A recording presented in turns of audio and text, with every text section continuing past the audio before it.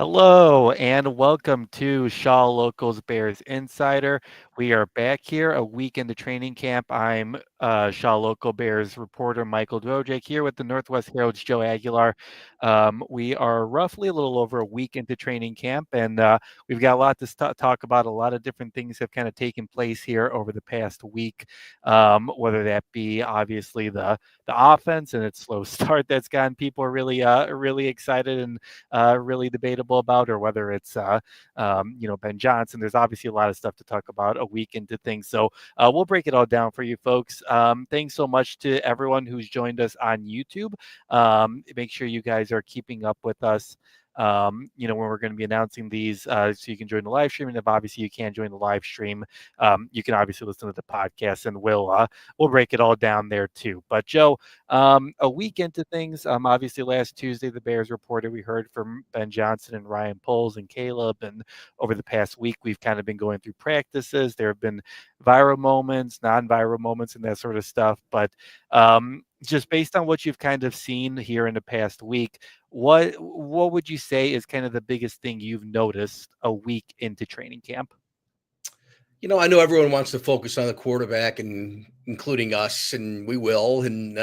But besides that, and we can get into that. But to me, the pleasant thing that I've seen and read is your two first round, or your first round pick and your second round pick, the wide receiver Luther Burden the third, and of course Colston Loveland, been on the field. And so far, I know it's what we keep saying this. It's early. It's 1 week in. It's 2 weeks in. It's 3 weeks in. But they've looked good and they've made an impression. You can see why they were drafted in the first and second rounds. Yeah, I think that is definitely something that you kind And of seen. healthy. And yes, obviously the health is the most important thing. Colston Loveland was ready to go at the beginning of practice, or at beginning of training camp, I should say. Took a couple days, obviously, to ramp up into football shape, but now he's back out there and making impressive plays. Same with Luther Burden. He didn't start off training camp, but he came back on Monday, and he had a day where it was kind of like, okay, like, we'll see how quickly he can get back involved into things after only doing like warm-ups with the team. And then the next day on Tuesday, he was doing team drills and everything. And then obviously he's been making impressive catches here and there. So yeah, the two rookies are obviously there. Ozzie Trapillo's obviously involved in that battle for left tackle. And the third second round pick that the Bears had, Shamar Turner, unfortunately hurt his ankle on the first day of camp, and he's been out since then. That's kind of been the major injury that we've kind of talked about. The biggest injury is obviously Jalen Johnson. The Bears announced that at the beginning of training camp, he suffered an injury away from the team during the offseason, a leg injury. He is going to be, originally last week, it was going to be 3 weeks, or I guess I should say a few weeks. Obviously, a lot of people have interpreted a few very differently, so I don't want to put a specific number on it. But Ryan Poles said a few weeks, and then today we talked to Ben Johnson, and he said, in the best case scenario, week one. I don't know if that's, he's saying that Jalen Johnson's doing everything to get back out there, but that update didn't seem too good. Obviously, you're hoping for the best, and you're hoping that he'll be ready for week one. But Joe, it does seem like they're maybe planning on not having him ready at all for training camp. And I think that's going to be really interesting to watch how the rest of that cornerback room kind of comes together. Yeah, that's a little more concerning. I think didn't Ryan Poles say, that the introductory press conference, 2 weeks now, or last week, whenever it was, Mm-hmm. that they were not overly concerned, if I'm quoting correctly, Yes. about Jalen Johnson. And well, you assumed to me that meant like, okay, he'll be fine. He'll be ready for week one. Well, week one happens to be the Vikings and Justin Jefferson and Jordan Addison, and you need him. I mean, he's their best player. You hope it's Caleb Williams. We'll be saying that in in 6 weeks or at the end of the year. Caleb Williams is the best player. But right now, Jalen Johnson is your best football player, and you're going against, I hate to say it's a must game on week one when you got 17 left, but Sure. man, it's kind of a must game to get off to a good start and playing a division rival that, you'd hope you'd finish ahead of, because I haven't seen all the prognostications, and there are hundreds you can find, but I'm sure a lot of people are picking the Bears for last place again. And if you're going to get on a cellar some year, it'd be nice that you got to beat the Vikings, you got to beat the Packers, and but the Vikings are a team with a rookie quarterback. You know that's a little concerning to me. Let's hope he's ready for Week 1, Jalen Johnson, if you're the Bears, because then you're looking at Tyreek Stevenson. You can talk more to this, the kind of camp he's had, but then who's the other corners? Is it Terrell Smith? It's not going You to be the know, rookie, right? Well, it's interesting, and I didn't have starting off cornerback talk at the top of the podcast as what we were going to be talking about. But listen, I'm in for it. Yeah, it's interesting. We talked to Dennis Allen the other day, and he said obviously, if Jalen Johnson's ready to go, he's going to be your starting cornerback. Like, there's no doubt about it. Like, you obviously paid him the money to do that, but it does seem like everything else is a toss up at this point in terms of that position. Like Tyreek Stevenson, like Dennis Allen said that's completely up for grabs. So obviously he's going to be working. Nahshon Wright has really impressed the coaching staff so far. He's got that tall lankiness that Dennis Allen obviously likes in his sticky man-to-man coverage. And he's performed fairly well so far in a week in the camp. I know the first couple of days were just, shells and that sort of stuff, but I think they've been impressed. McLeod has obviously done a good job as well. So, Dennis Allen mentioned the other day that he feels as if that he feels much better about the depth at cornerback than he did maybe during the Yeah. springtime. He's both Ben and Dennis have both said that the secondary and the cornerbacks are much stickier, and you see that when you're watching practice. They're on top of these wide receivers on the tight ends. They're everywhere. They're making sure that nothing is really getting past. Jaquan Brisker, Kyler Gordon are also getting involved in the action there as well. Kyler Gordon, obviously the slot corner position there. But yeah, I mean, it's not good. You obviously don't want Jalen Johnson to be out for any game time because he's a major part of your defense in the man-to-man press coverage that you want to run. But it does seem like the Bears are more confident in what they have here in their depth and some Nahshon Wright, obviously, like I mentioned earlier. Terrell Smith has obviously shown that he can do it before. So they're good. There are guys there that I think can make a difference. But like we said, Joe, like you paid Jalen Johnson a year ago to be, your top corner, one of the top corners in the NFL. You want him to be ready when they start the season in week 1. Yeah, I mean, and he's earned the money. I mean, he did not disappoint last year. So no, this is a real good cornerback, and especially like you said, they're going to be playing press man with Dennis Allen. I mean, I just keep thinking Jettas, and Jordan Addison. So you just don't want to get. Well, I'll tell you one way you can solve it is if the offense hangs on to the football and isn't going three Well, and sure. out, stay on the field and keep your defense off the field. That's one way to help your defense. That's one way to make up for the loss of whether it's Jalen Johnson or someone else on the defense is if your offense can control the football. So that's one way around it. But glad to hear that the corners, because you never have enough depth really at any position in the NFL, but certainly at corner, teams go through corners, especially with so many teams playing nickel now. So you need corners, you need good ones, and let's hope that's not a concern. And if I'm overreacting, of course I am, because that's what we do. We overreact to everything, but that's the way it goes. So hopefully he gets better quickly, though, Jalen Johnson.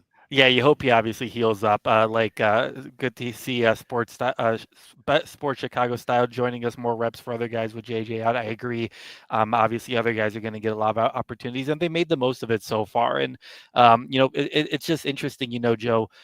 Heading into the season, obviously you had Jalen Johnson, and then you had, Tyreek Stevenson. Obviously everything that happened last year, you kind of like, is he going to regroup? Is he going to, is he going to build back from last year? How are they going to handle him? And is he going to live up to the hype? And, it could have been very easy for this coaching staff for Dennis Allen to just say, Tyreek Stevenson, he's obviously going to be, he's done it the last 2 years. He's going to perform at a really good level. So, obviously you want to see him back out there, but, the coaching staff was pretty much, it's a complete, it's completely up for grabs. You don't know what's going to happen.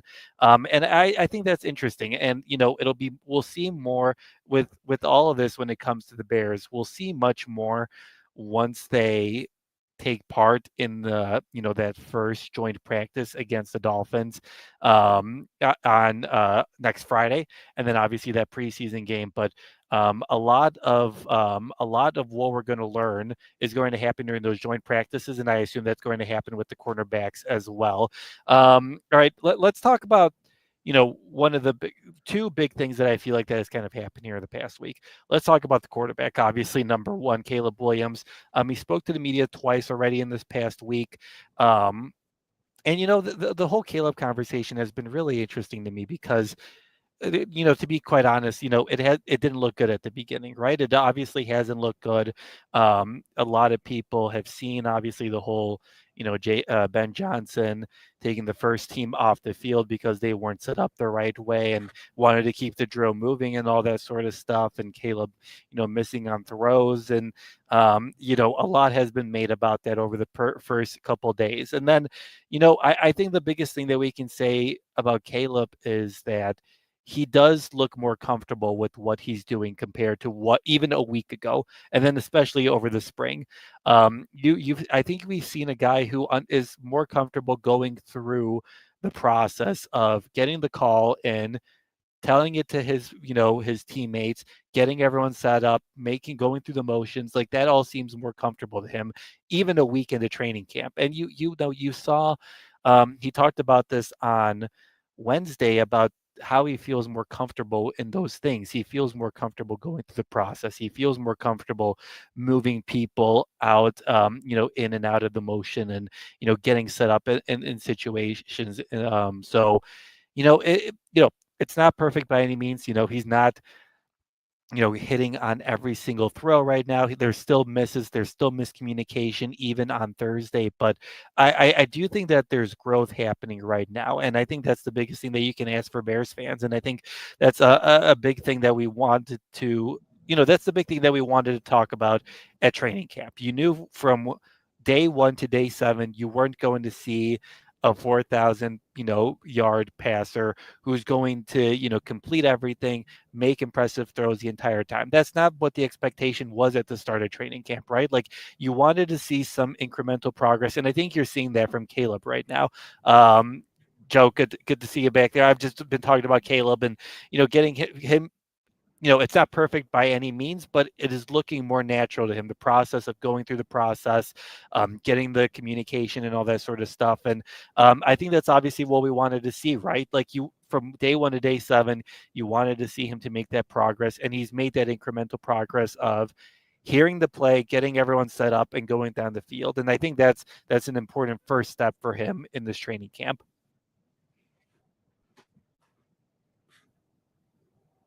Joe, can you hear us? I lost you, Michael. Oh, yes, I was just saying, we were looking for, progress for him, in the first week from day one to day seven, and he's obviously seeing him more, being able to kind of go through the process of going through and getting different people involved. And I think that's what we were kind of looking at. Obviously, we didn't want you would love the big plays and the big connections and that sort of stuff, but I think it's important to note that the process has looked better from day one to day seven. Oh, we lost Joe again. We'll see what the deal with Joe is, and maybe we can get him on a better connection here. But like I said, guys, if you guys have any questions, if you guys want to get involved more, obviously send some questions, and we're happy to answer here. But yeah, I think that's the biggest thing from right now. You've seen the progress, and you've seen him be more comfortable moving up and down the line and becoming more comfortable, calling out the plays, telling someone where they needs to be, getting ready into motion and all that different sort of stuff. So it's definitely a progress that we're seeing. And even today, on Thursday, we're recording this on Thursday. You saw progress. You probably saw the offense have its best day. Now, was it perfect? No, it was not. You had the offense, get down the field in the red zone, and then there was a incompletion, a delay of game, or incompletion, and then you had a intentional grounding, which can't happen on third down, which forces you to lose it down. So that stuff can't happen. The 2-minute drill that they did today, where they were able to pick up a first down. Then they had a sack, a couple incompletions, a deep pass to to DJ Moore, but then you don't pick up the another first down to move the ball down the field. So it's not perfect by any means. Like that's not what I'm here to tell you. But Caleb does complete a couple nice passes to Luther Burden, especially a beautiful dime down the sideline to Luther. You do see him completing a nice play to Olimade Zacchaeus. So you're seeing that progress that you Bears fans want from him, and I think that's kind of what you want to see at this point. I don't think you're going to have him, blow up and make incredible plays time in and time out. Like the incompletions and the miscommunications still happening, but I do think you're seeing progress a week into practice here, Joe. Yeah, and I can hear you now. I think I lost you Okay. there for a little bit. But regarding Caleb Williams, I heard most of what you were saying there. I think the way I look at it, Michael, is look. I mean, it is training camp for a reason, especially with a newly installed offense here. They're going to be growing pains. Hopefully, most of them are out of the way by week 1, or certainly by week 2, week 3. But I mean, we just, again, we overreact about everything. In the first 2 days of practice, everyone's like, "Oh my gosh, Caleb Williams doesn't look good," and I mean, this is going to be, a real more growing pains, and it could be the whole year. And I think it was our guy Sylvie who writes a column for us at Shaw Local was trying to make like the comparison with Theo and when he took over the Cubs. And I mean, it is not this. I mean, Sylvie is great. He does great work in print too for us, besides being on radio. But I don't think that comparison is fair. Like in the NFL, I mean, it's not like MLB or the National Hockey League where rebuilding it does take 3, 4, 5 years sometimes, because guys come in young. They got to spend 2 or 3 years in the minors before you kind of know what you have. Not here. So I mean, I do think there's pressure to get this right. We can't be going through the whole year with Caleb and not knowing if Caleb Williams is the answer going into 2026. Not to totally forget 2025, but we got to figure out.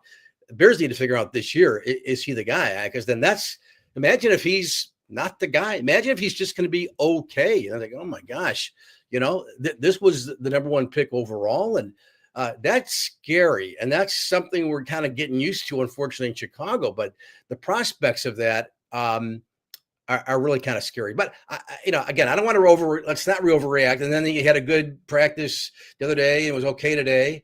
I think it's okay. I look at it like, man, Michael, if someone saw one of my stories that I was working on, and before I, sent it to be edited, they'd be like, this guy is absolutely horrible. I mean, it's this sentence doesn't make sense, and this should be there, and the lead doesn't make sense. Our type was like, well, yeah, I'm working on it. Then it's not a finished product yet. Wait till I hit file and edit, and someone can look at it, and then it runs in print and online. So, I mean, sometimes let's just. We want to look. We want to see. I know reporters like yourself who are there at Hallis Hall watching, but we just have to take everything. Just have to chill a little bit. I know you know that, but that's just the way it is. So I just want to see healthy bodies, right? That's what I every time I hear a Bears report or I read something by you, I just don't want to hear like, guess who had a bad injury, now he's going to miss the whole year or 6 months, or is going to miss the first 2 weeks of the season. That's the stuff you don't want to hear. So we haven't, knock on wood, we haven't heard any of that yet, other than the Jalen Johnson situation. Hopefully he's ready again, as we said, by week 1. But that's what I'm looking for. And just a little more, we talked about it the last time we did a podcast, but just be a little more organized, no huddles in and out of things, no false starts.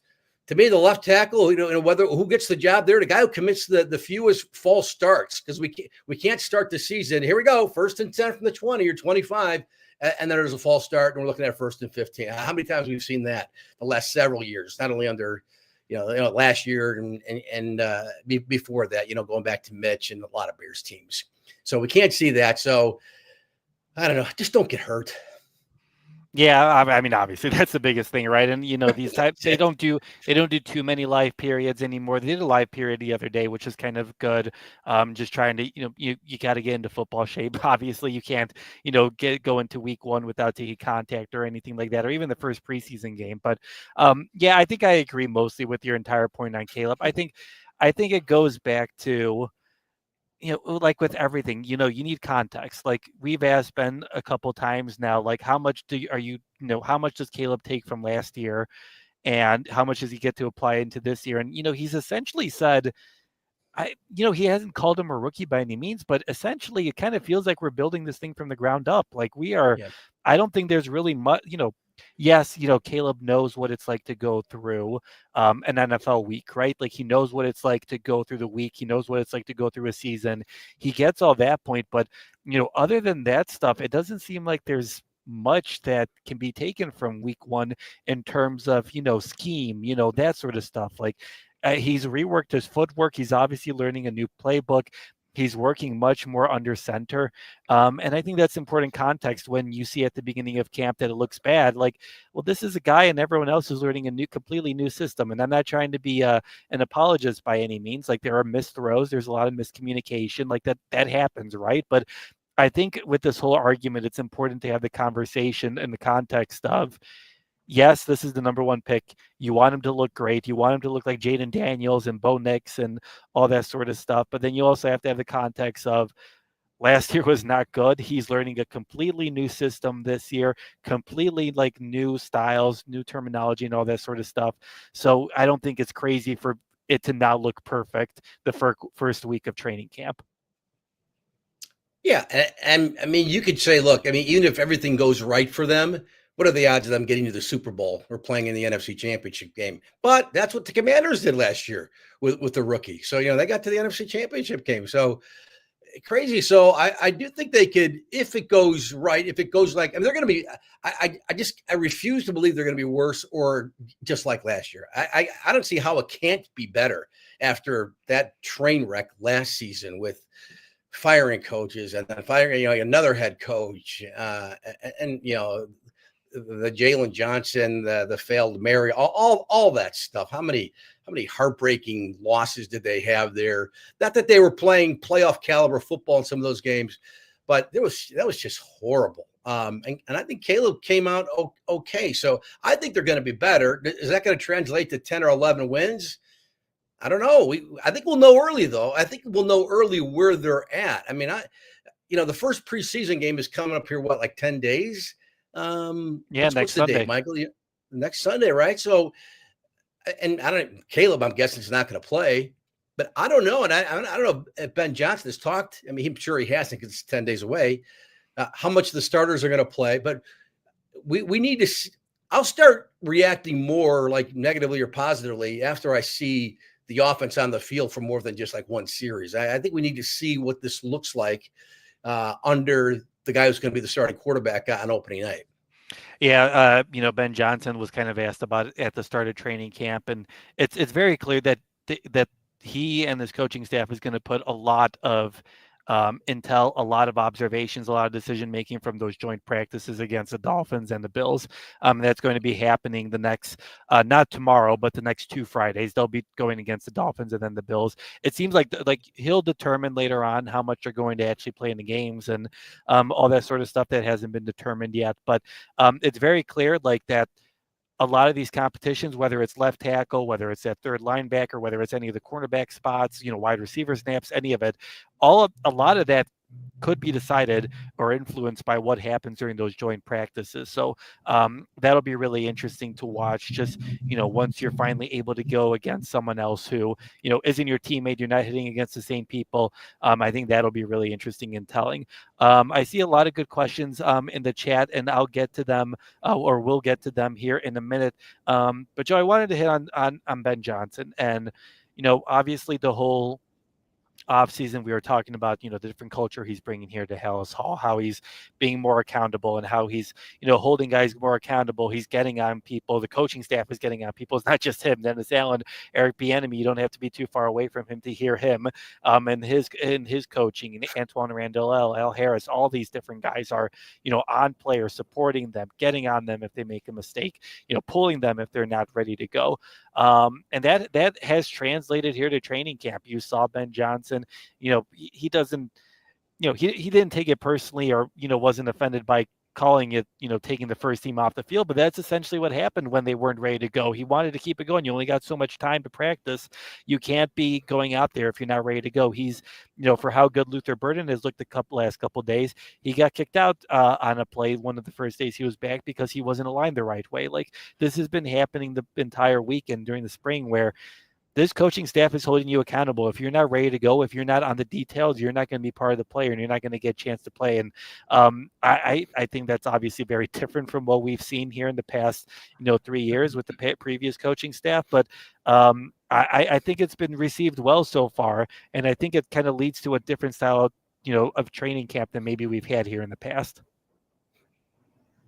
Yeah, I mean, how many people have said, players like to be coached. They want to be coached. And if they don't, they shouldn't be here, and they probably won't be here when all said and done come the start of the season. So, yeah, they should be held accountable.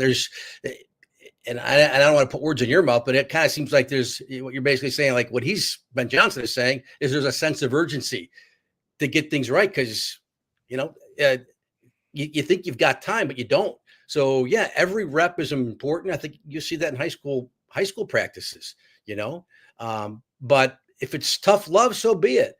Again, not that you can treat every single, they got to learn too. I mentioned this in one of our podcasts in the past. I mean, you've got to figure out which guys respond to what. Because some guys, if you're just going to beat them up, well, they're gonna dime, and the dog's going to quit on you. And some guys, you got to treat people are all people are different, right? Everyone, you can't coach everyone the same way. So they know better than me. They know better than all of us. They've done it at the NFL level, the coaches, that is. So I hope they figure it out. And I just hope we can see some guys who embrace this and then respond to it, and then and they carry that and are productive on the football field, whether it's offense or defense. Yeah, Joe, you mentioned that urgency. That's one of the first things, Ben Johnson talked about. He called it the training camp like a race. Like, yes, you have 6 weeks to get ready for the season opener, but listen, those 6 weeks go quick. Like you get a limited amount of time. Obviously, that's been negotiated with the NFLPA each day. Like they're getting more and more every day. Like today was their longest practice, but yeah, like it's a race. Like there's a lot of work to do. There's a lot of stuff that needs to get done, and this coaching staff is like detail oriented and is making sure that listen, if you're not ready to go, you're not ready to go. We're not going to stop for you.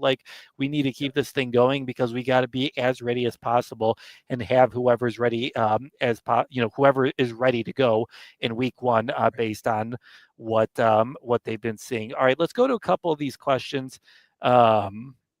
I wanted to answer here. First one from Sports Chicago Style. For the backup quarterbacks, how has Tyson Bagent look? Has he developed? And Keenum, does he look physically capable? I will say, the number 2 quarterback isn't set right now. That's a competition. Both Bagent and Keenum have been switching, second team reps every other day. It's kind of what they've been doing with the left tackle competition as well. I will say, Tyson Bagent looks very comfortable in the offense, and I think that's been really impressive. Like you watch him go through his progressions, and you'll see him he'll just hit a guy in stride, down the middle, exactly what you're supposed to do.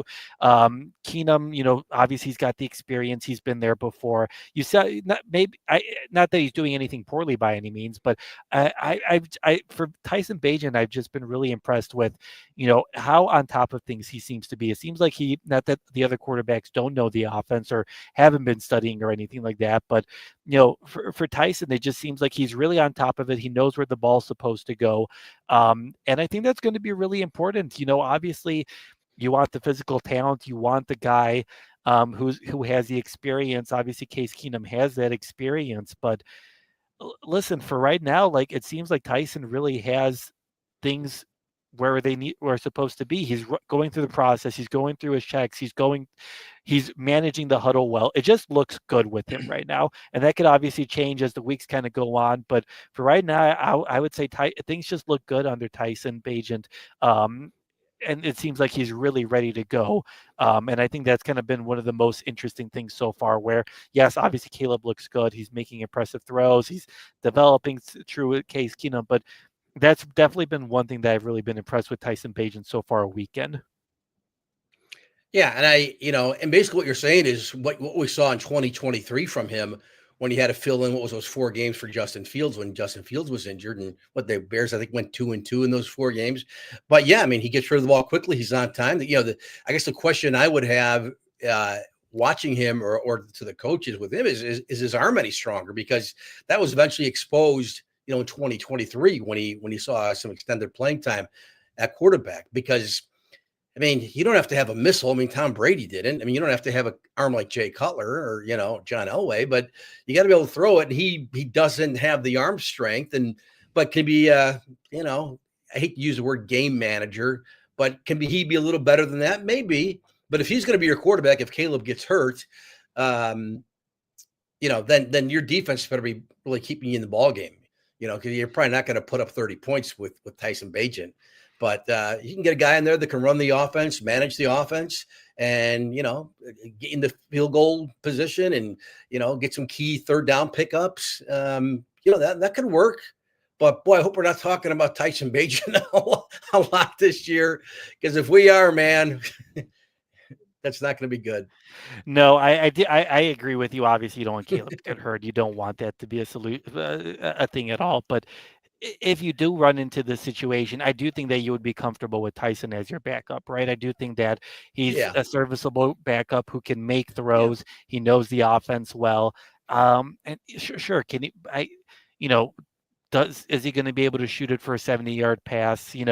I don't know. But I do know that he will effectively run the offense, and I think Ben Johnson is a good enough play caller where he would adjust quickly and put Tyson Bagent in yeah. situations to succeed. So obviously don't I want agree. that to happen, but if it does happen, I would say that the Bears are in a pretty good spot with their two backups that they have. Talking about some Camp Darlings, obviously we talked about Camp Darlings last week when we were previewing it. JP Richardson was one of the first wide receivers who kind of stole the show, at least after the couple days. Sports Chicago Style has wide receiver JP done anything in pads?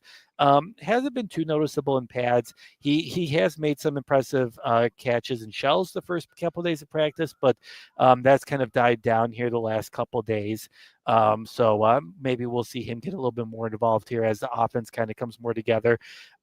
He also asks about Hippolyte. Does he look overwhelmed or like a possible gem? Obviously we're a week into things. Right now it's been Tremaine Edmonds, TJ Edwards, and Noah Sewell as the three linebackers for the most part with the first team. Obviously, they get rid of that third linebacker sometimes to put Kyler Gordon in a lot of situations, but Noah Sewell has been that third linebacker so far. But I will say, Ruben Hippolyte, that speed is real, and it's been impressive so far just to watch him in coverage, like catch up on a guy that maybe he was supposed to cover or wasn't supposed to cover. Like he can make up coverage and break up a pass, and I think that's going to be huge. Like maybe you don't see Ruben start off the season as a starter, but you're going to need him eventually. You're right. Like you're going to need him if an injury pops up when you're going through your rotations. And it's going to take some time. Obviously, it's only training camp. You're going against your own guys. We'll see how it looks against the Dolphins, Bills, and probably the Chiefs too. He'd get a good run there too. But for right now, I've been really impressed with Ruben Hippolyte, and that'd be big, Joe, if Good. they really hit on that fourth round pick because speed is amazing in this Tennessee Allen defense, and you can't have too much of it, especially with Ruben Hippolyte's length. Yeah, no, that'd be great if he could show up. If he's got the instinct, if you could combine his speed with Jack Sanborn's instincts and tackling ability, you'd probably have an all-pro linebacker, right? So hopefully he's got some smarts there where he can figure out the game. But speed is everything, Michael. Every level you go up, high school, college, pro, or high school, junior college, D2, D1 pro. It's all about speed. You got to have that element. Especially at that position where you could be chasing a lot, whether it's downhill or you're chasing a receiver out of the backfield, whether it's a running back or a wide receiver or whatever. So, but boy, if Hippolyte can show up and wow, that guy's, been a productive player for us or, is during the course of the season, that'd be a huge bonus. Because again, that's a guy who a lot of people thought the Bears reached for when they drafted him. So, He but wasn't he for wasn't you to say invited to that the the speed combine. shows, that's nice.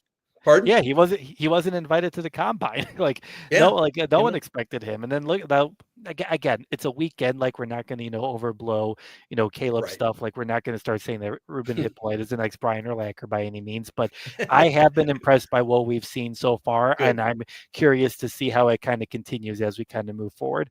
One last thing I want to talk about here, last couple minutes before we say goodbye, folks. something I want to talk about deals with both of Rick's questions. Are you guys seeing Gordon playing safety? And then also, has Jaquan been hitting, tackling at all? Um, yes, he has. Jaquan is back at full strength. He's doing everything. He's hitting. He is making his presence known. He's very loud, like he's always been. And the interesting thing with both Kyler and Jaquan is just, how Dennis Allen is going to use them. Both of them said that they can be versatile in Dennis Allen's defense. They can play up on the line. They can play back in coverage. They can play out in corner, outside, wide corner slot.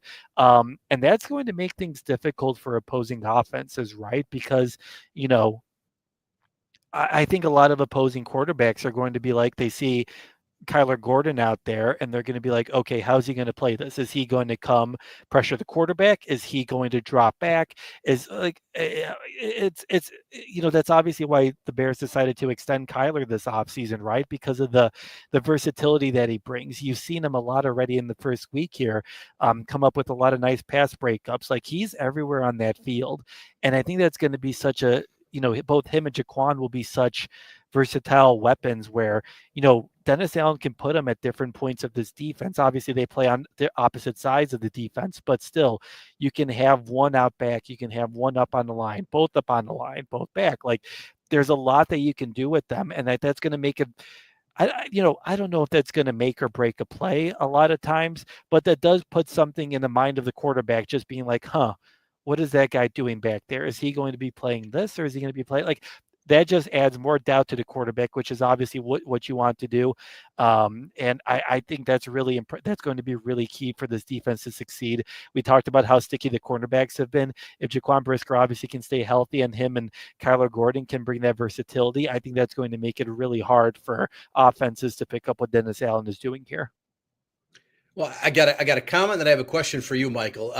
First of all, at the start of the show, I mentioned Jalen Johnson being their best player, and he is. But the guy who might be their second best player in that defense, other than maybe Montez Sweat, is Kyler Gordon. I mean, he's really good now. You really don't want your nickel necessarily to be your best player on your defense, Sure. because that means you got bigger issues. But no, he's really good. I'm curious to see how Dennis Allen uses him, and will he get some action at safety again? I just don't trust Jaquan Brister being healthy with the concussion issues he has. Boy, if he plays 17 games, I'll be thrilled to death. But I'm just not very confident that's going to happen. I'm curious too, though. You can tell me, Jaquan Brister, is he wearing the Guardian cap? He's And not are wearing any the players Guardian wearing cap. that? There He's are not. there are a lot of, I will say, based on what I've noticed from last year, and obviously I had limited exposure at times and that sort of stuff, but from what Yeah. I've seen, a good chunk of players are wearing the Guardian caps, but Jaquan Brisker is not. We talked to him last week. He said that he never thought about wearing the Guardian cap. That's obviously his decision. He did change his helmet, and said that the helmet had to match his face mask, which you can obviously take for what it is. But I mean, he's not wearing the Guardian cap. A lot of players are, though, and I think that's interesting. I think a lot of players, players like Roshan Johnson, a lot of the O linemen, D linemen are wearing the Guardian caps, because if you can make yourself my mindset as someone who's never played football is, if you can make yourself healthier, keep yourself on the field, not have head injuries, like, why would you not take that extra? Like, I don't think it really takes that much more to put on a Guardian cap. And maybe the hitting is different, and maybe it feels different. I'm not sure, but I do think that the Guardian caps have become more popular with the players. They become, a lot of players are wearing them, and hopefully it is making a difference, because obviously you want people to not have brain injuries in general, but then you obviously want to prolong people's careers and not have effects after after their football careers are done. Yeah, no, I think I maybe saw a couple guys in NFL games, not any Bears guys wearing them last year, maybe a couple old linemen, if I recall. But if you ever picked up an NFL helmet, like a Speed Flex, they're heavy. I mean, you pick one up and realize, and these guys run around the field at crazy speeds with this amount of weight on their head. I'm not an athlete and I'm old, but to me, that's amazing that they can do that, because NFL helmets are heavy. And then you put Yeah. that Guardian cap on, and I know it's not like it's 10 pounds, but it is heavy, and I'm sure it's cumbersome. But I could see maybe wearing it more in practice, and maybe if they're not hitting, or just tell them, hey, look, Jaquan in his case, don't hit anybody. I mean, you got to play football, but you know, discretion is a better part of valor, that kind of thing, with him, because I mean, that's just scares me. And you know, head injuries, we've seen it too many times, not only with athletes in Chicago with concussions, but you know, everywhere with players, even at the high school level. You don't want to mess with the brain. You know what? I mean, it's like someone mentioned to Mike Ditko once, like, coach, you limp and stuff. He's like, so what? Yeah, so what? I've had some injuries. I got a bad knee, bad hip. So what? You know, yeah, I can get around. But the head scares you. I mean, you know, like you could talk an hour on Tua with his concussion issues, you know, but you just want Jaquan Brisker to be healthy, right? I mean, he'll forever be a fans love Jaquan Brisker. Everything, people like Jaquan Brisker, and he'll be an expert like everyone's an expert someday. But you want him to be healthy, uh, and you know, if he can play great football, that's great. But man, just hate to sound like a parent, but my gosh, just be careful Yeah. because you don't want him messed up for the rest of his life. No, you obviously don't, and obviously it's bigger than just the game, right? But you obviously want him on the field as well. Like you want him to be around there. He's a talented guy who's playing for a contract, right? Like you need to be on the field if you want to get that contract and secure yourself. So obviously, hopefully, he said he's not leading in with with a helmet tackles or anything like that, and hopefully he's able to stay on the field for as long as possible. All right, that is every. All right, we've got one more thing, but before we say goodbye, Rick wants me to give Triple R the Tyler Scott update. Um, I've noticed Tyler Scott a couple times. Like he's made a couple catches. He's on the roster still. And I think that's good for this Tyler Scott podcast because if this podcast loves anyone else more, it's Tyler Scott. But he's there. He's made a couple nice catches.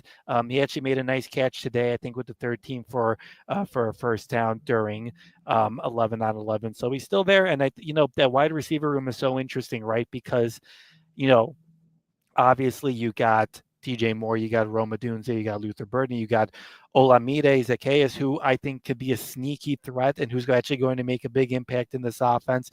You've got Devin Duvernay, obviously, you brought him in for punt return, but I think he can make an impact in the passing game as well. So it's a crowded wide receiver room. And I think, Miles Boykin is, obviously a local guy, Providence grad, Notre Dame guy. He's made a couple nice catches as well. So, it's a crowded room, especially if you got, Colston Loveland and Cole Kmet involved. So it'll be interesting to see if Tyler Scott can kind of make himself a little bit more well known here as we kind of progress through training camp. But that's everything that we got for this week's episode. Thank you so much for joining. Thank you to everyone who joined us in the live stream with their questions. Good to get the chat going here on a Thursday afternoon.